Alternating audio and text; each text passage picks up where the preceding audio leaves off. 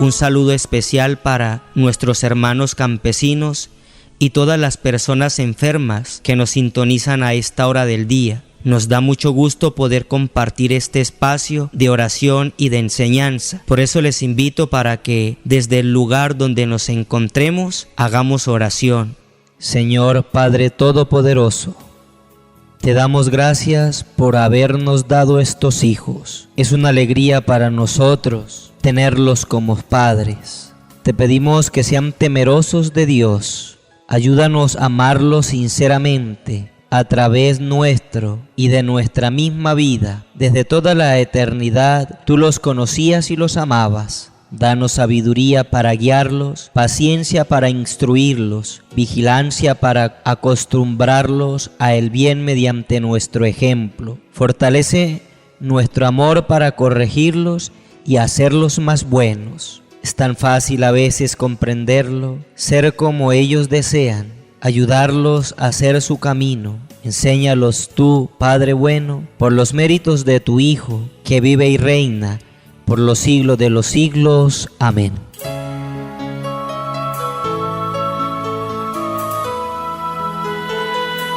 Luchando por un mundo mejor, el mensaje de esperanza y vida en busca del fortalecimiento y afianzamiento de la fe en nuestra comunidad.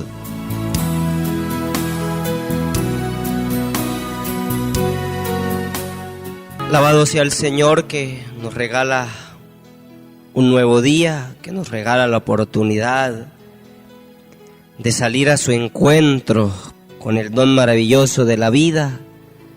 Que el Señor nos bendiga, el Señor nos ilumine, nos regale a todos la perseverancia en la fe y en el camino del buen obrar.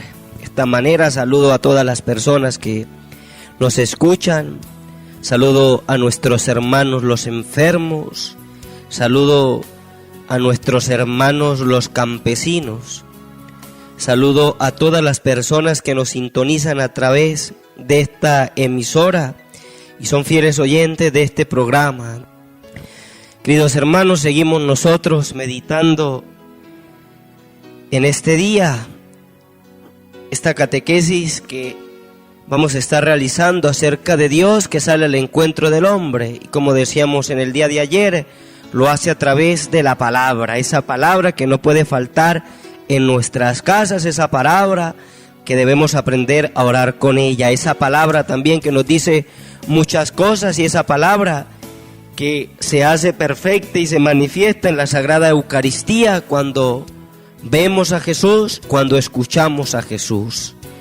El tema que hoy les propongo se titula Inspiración y verdad de la Sagrada Escritura, porque como bien sabemos, el mundo que se ha vuelto materialista, consumista, ha degradado el valor de la Sagrada Escritura.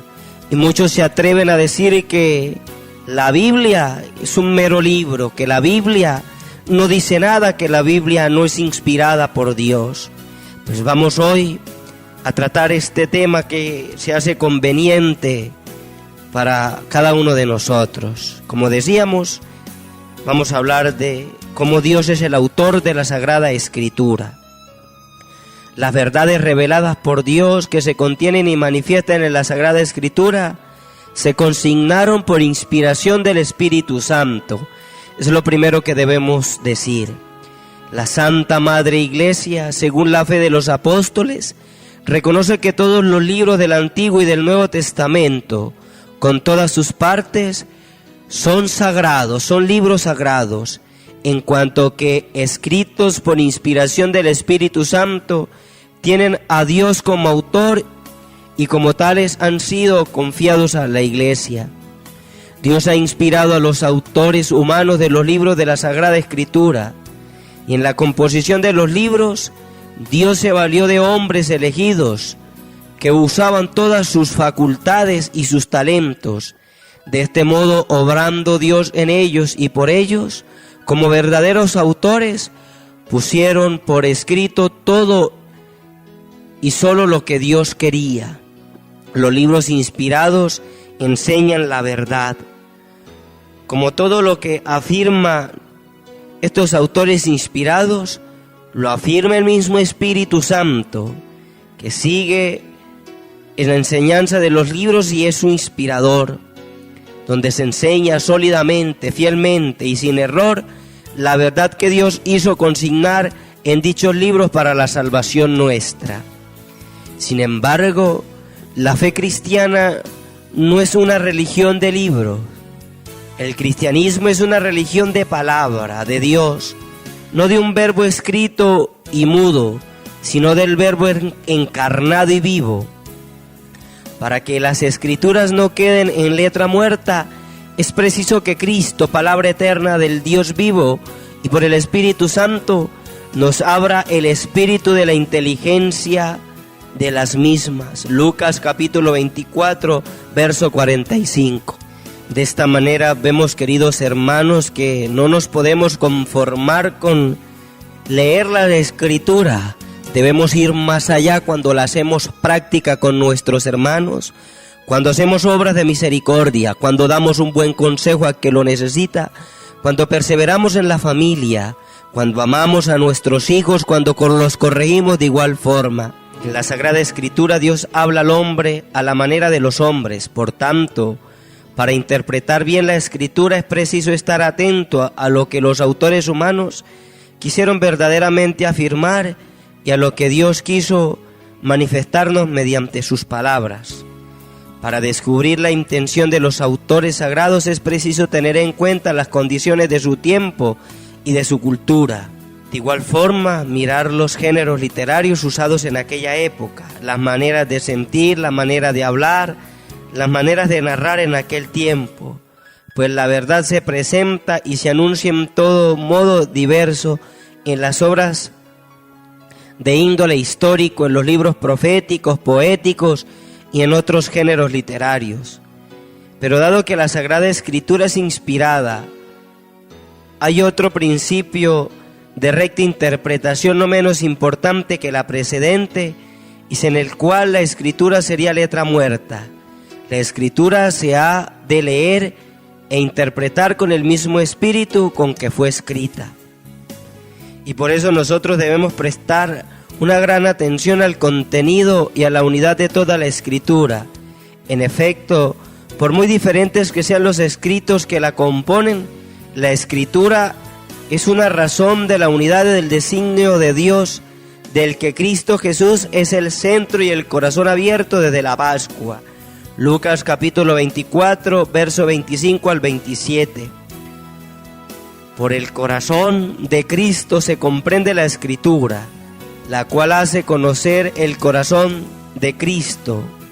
Este corazón estaba cerrado antes de la pasión, porque la Escritura era oscura, pero la Escritura fue abierta después de la pasión, porque los que en adelante tienen la inteligencia de ella, consideran y disciernen de qué manera deben ser interpretadas las profecías. Nos decía Santo Tomás de Aquino, leer la Escritura en la tradición viva de la Iglesia, según un adagio de los padres, podríamos decir que la Sagrada Escritura está más en el corazón de la Iglesia que en la mentalidad de los libros escritos. En efecto, la Iglesia encierra en su tradición la memoria viva de la palabra de Dios y el Espíritu Santo de la interpretación espiritual de la Escritura. Estar atento, porque cuando leemos la Sagrada Escritura estamos haciendo un acto de fe. Según una antigua tradición se pueden distinguir dos sentidos de la Escritura, el sentido literal y el sentido espiritual. El sentido literal es el sentido significado por la palabra de la Escritura y descubierto por la exégesis que siguen las reglas de la justa interpretación. Todos los sentidos de la Sagrada Escritura se fundan sobre el sentido literal. El sentido espiritual, gracias a la unidad del designio de Dios, no solamente el texto de la Escritura, sino también las realidades y los acontecimientos de que pueden hablar y pueden ser signos. Podemos adquirir una comprensión más profunda de los acontecimientos, reconociendo su significado en Cristo. Así, el paso del Mar Rojo es un sentido de la victoria de Cristo y por ello del bautismo. Primera de Corintios, verso 10 al 2. El sentido moral. Los acontecimientos narrados en la Escritura pueden conducirnos a un obrar justo.